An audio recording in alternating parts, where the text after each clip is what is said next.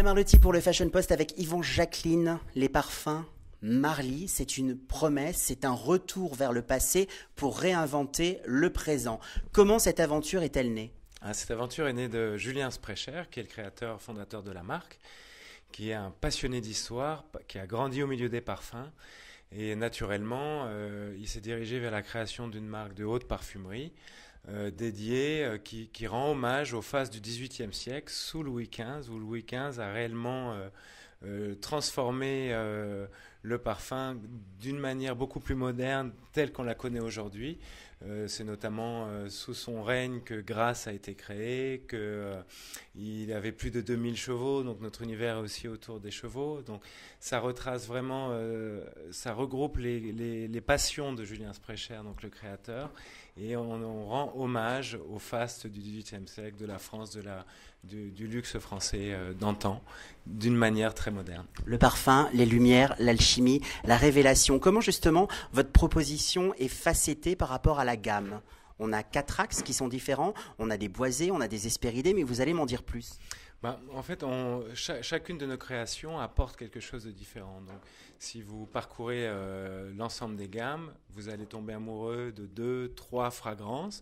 D'autres ne vont pas vous plaire, mais c'est vraiment ce qu'on cherche de rechercher, ce qu'on recherche comme effet, c'est-à-dire pas de plaire à tout le monde, mais que les gens tombent amoureux réellement d'une ou deux de nos créations. Et on travaille énormément les matières naturelles, pas uniquement, parce qu'on a besoin aujourd'hui de certaines matières synthétiques, mais on travaille à grande majorité les matières naturelles et on met énormément de passion afin de trouver vraiment un équilibre parfait entre avoir un parfum qu'on a envie de communiquer, de porter, qui va amener une signature olfactive et le jeu des matières premières.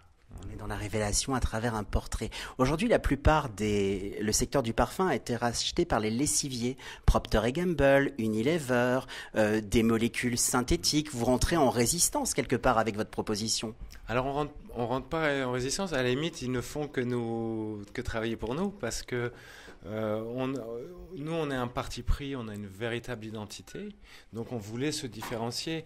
L'identité du XVIIIe siècle, du luxe, aujourd'hui on est plus dans du less is more, dans des petites créations avec un petit flacon, ce qui est très joli, c'est pas une critique. Nous, on a pris un parti pris d'avoir une identité forte, avec des jus qui sont des partis pris également, qui vont pas plaire à tout le monde, mais qui vont plaire énormément à certains.